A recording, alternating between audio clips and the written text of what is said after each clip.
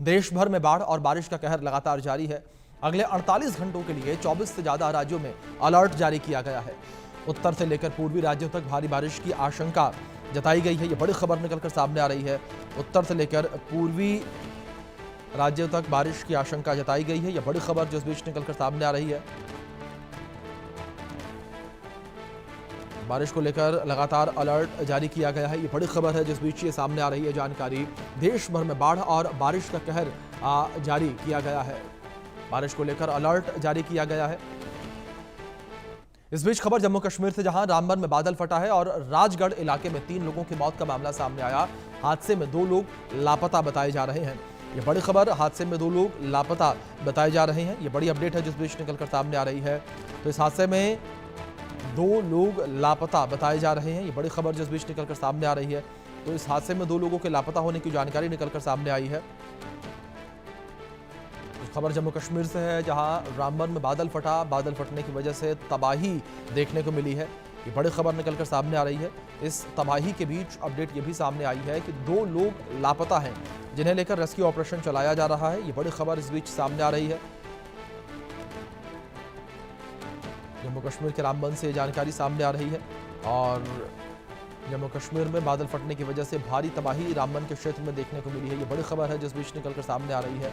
भारी तबाही ये देखने को मिली और इस भारी तबाही के बीच 2 लोगों के लापता होने की खबर सामने आई है। 2 लोग लापता बताए जा रहे हैं। ये बड़ी खबर जो निकलकर सामने आ रही है। 3 लोगों की मौत की खबर सामने आई और 2 लोग लापता बताए जा रहे हैं। ये बड़ी खबर है जो सामने आ रही है। बड़ी अपडेट है जो इस बीच निकलकर सामने आई है। कई घर डूब गए हैं। ये सैलाब किस तरीके से बहकर सामने आया, तस्वीरों में देख सकते हैं किस तरीके से सड़कों पर सैलाब आया हुआ है। और इस सैलाब में कई लोगों के आशियाने उजड़ गए हैं। कई लोगों के आशियाने जो है वो इस सैलाब में बह गए हैं। तो ये बड़ी खबर है जो इस बीच निकलकर सामने आ रही है। तस्वीरों में देख सकते हैं किस तरीके से ये सैलाब जो है वो बहकर आया है। पहाड़ी से ये पूरा सैलाब बहकर आया है, जिस वजह से लोगों को भी तमाम समस्याओं का सामना करना पड़ रहा है। ये बड़ी अपडेट है जो इस बीच निकलकर सामने आ रही है।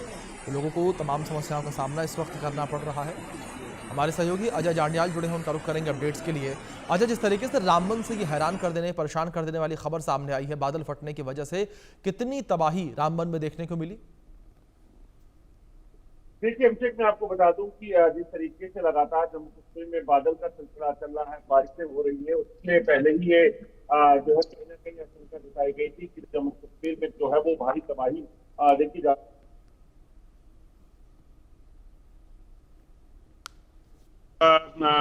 IMD की तरफ से एक वार्निंग दी गई थी कि जम्मू कश्मीर में जो है वो बड़ा जो बारिशें जो है वो हो सकती हैं, तेज बारिशें हो सकते हैं, क्लाउड बर्स्ट का खतरा है।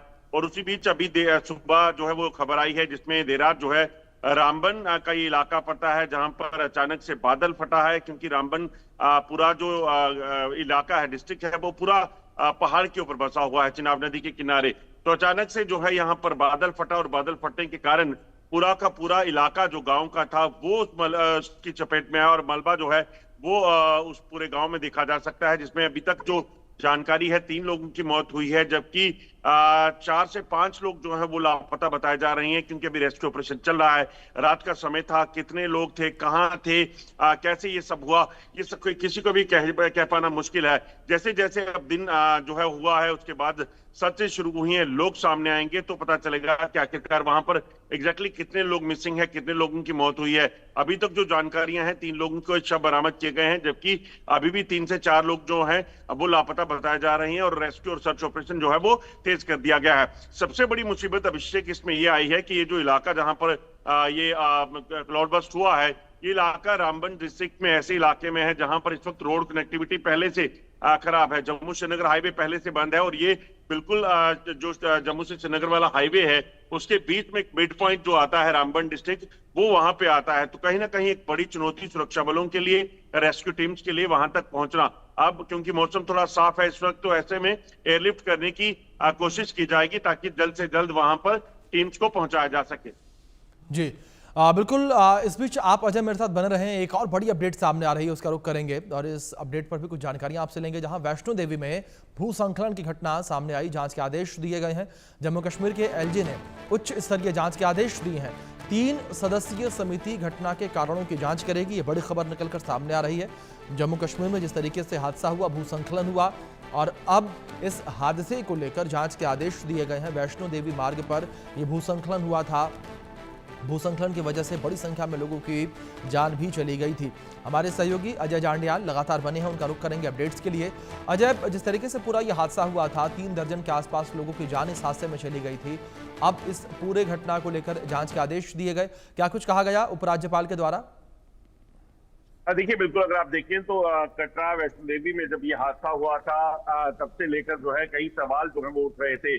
चाहे वो आप देखें तो मुख्यमंत्री उमर अब्दुल्ला थे, डिप्टी सीएम सुरेंद्र चौधरी थे, या फिर कटरा के लोगों ने खुद इस चीज को लेकर प्रदर्शन किया कि आखिरकार ये जो हुआ है, जब पूरे जम्मू कश्मीर में जो है वो बारिश को लेकर चेतावनी जारी की गई थी, स्कूलों को बंद किया गया था, तो फिर वैष्णो देवी यात्रा को रिस्ट्रिक्ट क्यों नहीं किया।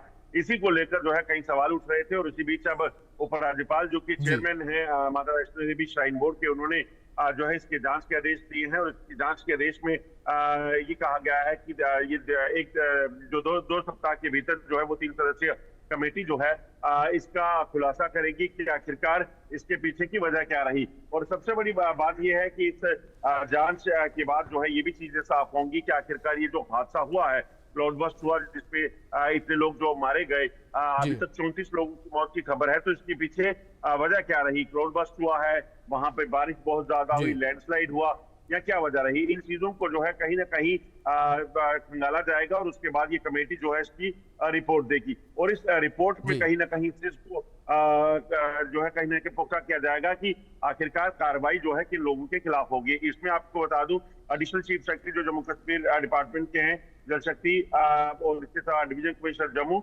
और इंस्पेक्टर जनरल ऑफ पुलिस जो है, इन तीनों को इस कमेटी को में शामिल किया गया है। और इस कमेटी बनाकर इसकी जांच को जो है वो सुनिश्चित करेंगे और 2 सप्ताह में उपराज्यपाल को रिपोर्ट सौंपेंगे। जी बिल्कुल अजय, फिलहाल बहुत शुक्रिया आपका जुड़ने के लिए और अपडेट्स के लिए। चलिए आगे बढ़ते, बात करेंगे हिमाचल को लेकर। हिमाचल प्रदेश के मंडी में बादल फटने की घटना सामने आई है। मंडी जिले के कटवांडी में बादल फटा है। कई गाड़ियों और दुकानों को नुकसान इस घटना की वजह से हुआ है और कटवांडी इलाके में बाढ़ जैसे हालात बने हुए हैं।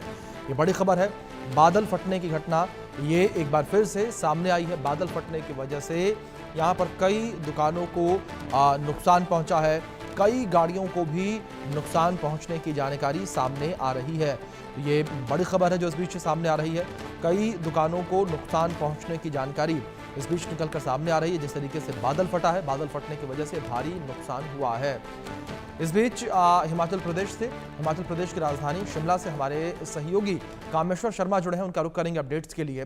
कामेश्वर, क्या इन्फॉर्मेशन इस वक्त आपको मिल पा रही है जिस तरीके से एक बार फिर से हिमाचल प्रदेश में बादल फटा?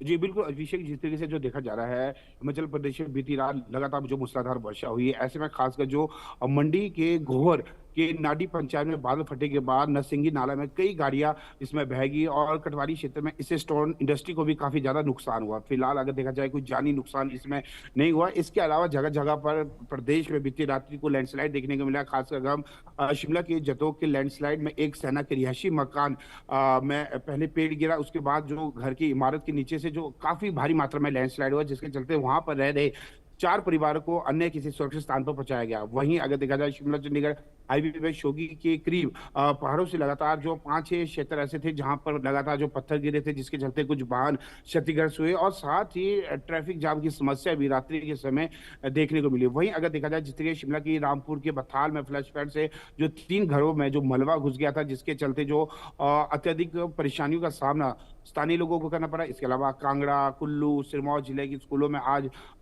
शिक्षा संस्थानों को बंद कर दिया गया है। कुल मिलाकर जो देखा जा रहा है 20 जून से लेकर अभी तक हिमाचल प्रदेश में लगभग 317 लोगों की जानें जा चुकी है। 2785 करोड़ से अधिक सरकारी और निजी संपत्ति का नुकसान हो चुका है। फिलहाल अभी भी हिमाचल प्रदेश में 2 दिनों तक ऑरेंज अलर्ट जारी किया गया है। ऐसे में कुछ जिला के लिए येलो अलर्ट भी जारी किया गया है। और हिमाचल प्रदेश में अगर राजधानी शिमला की बात करें तो रात्रि के दौरान जिस तरीके से जो भारी वर्षा हुई, से ऐसे पानी आ रहा था जैसे कि कोई झरना हो वहां पर। वहीं चक्कर क्रॉसिंग से लेकर चक्कर कोट तक जो सड़क मार्ग था वहां पर जगह जगह लैंडस्लाइड हुआ था तथा पानी अत्यधिक होने के चलते दो पहिए वाहनों के लिए चलना मुश्किल हो चुका था। वहीं अगर जिस तरीके से शोगी तारा देवी के बीच लगभग 3 जगह ऐसे स्टेशन थे जहां पर पहाड़ों से पत्थर गिरे, जो वहां पर जो गाड़ियों को नुकसान हुआ, जानी नुकसान इसमें कोई नहीं हुआ, हल्की मुल्की चोटी जरूर लगी है। लेकिन जिस तरीके से लगातार जो पत्थर गिर रहे हैं, नदी नाले उफान पर, ऐसे में प्रशासन की ओर से भी सभी लोगों को ये एहतियात बरतने की सलाह दी गई है तथा कहा गया है कि नदी नालों से दूरी बना के रखे और साथ ही जिन क्षेत्र में लग रहा है कि संभावित क्षेत्र है जहां पर लैंडस्लाइड अधिक हो सकता है, उन क्षेत्रों से लगातार दूरी बना के रखे। फिलहाल जिस तरीके से जो चंबा मणिमहेश में जो पर्यटक फंसे थे, उन्हें भी फिलहाल लगभग 3500 के करीब जो श्रद्धालु थे, उन्हें 36 बसों से पठानकोट की तरफ निःशुल्क ले जाया गया है। अगर देखा जाए मुख्यमंत्री सुखविंदर सिंह सुक्खू ने भी दिल्ली से वीडियो कॉन्फ्रेंस के माध्यम से वहां का जायजा लिया, अधिकारियों से बैठक ली, लोक निर्माण व शहरी विकास मंत्री भी मौके पर वहां पर पहुंचे। इसके अलावा जिस तरीके से जो अन्य जो कैबिनेट मंत्री जगत सिंह नेगी पहले ही वहां पर पहुंच चुके थे, इसके अलावा जिस तरीके से जो पूर्व शिक्षा मंत्री आशा कुमारी और न्यायारिया जो विधायक है वो वहां पर मौके पर पहुंचे। ऐसे में लगातार जहां जहां पर लोग फंसे हुए हैं उन्हें युद्ध स्तर पर सुरक्षित स्थान पर पहुंचाने का सरकार प्रयास कर रही है। साथ ही लोक निर्माण व शहरी विकास मंत्री विक्रमादित्य सिंह ने सभी अधिकारियों को नीति निर्देश जारी करते हुए कहा गया है कि जो सड़क मार्ग अवरुद्ध है उन्हें तत्काल प्रभाव से खोला जाए ताकि लोगों को किसी भी प्रकार की परेशानियों का सामना न करना पड़े। अगर आज की ही बात करें तो 3 नेशनल हाईवे के साथ साथ 985 सड़क मार्ग अवरुद्ध है जिन्हें खोलने का कार्य फिलहाल युद्ध स्तर पर किया जा रहा है। बिल्कुल मतलब कामेश्वर ये समझा जाए कि भारी तबाही जो है हिमाचल प्रदेश में देखने को मिली, लेकिन इस तबाही के बीच विपरीत परिस्थितियों के बीच स्थानीय प्रशासन मुस्तैद नजर आ रहा है। फिलहाल बहुत शुक्रिया आपका जुड़ने के लिए और अपडेट्स के लिए। उत्तराखंड में तबाही का दौर खत्म होने का नाम नहीं ले रहा। उत्तराखंड में एक बार फिर से बादल फटा है। बादल फटने की वजह से चमोली में हाहाकार मच गया, कई लोगों के लापता होने की खबर सामने आ रही है। तो वहीं रुद्रप्रयाग में भी बादल फटने की घटना सामने आई है। इस घटना में 10 लोगों के लापता होने की जानकारी है। इसके अलावा रुद्रप्रयाग जिले में अलकनंदा और मंदाकिनी भी उफान पर है। इसका पानी घरों में घुसकर तबाही मचा रहा है।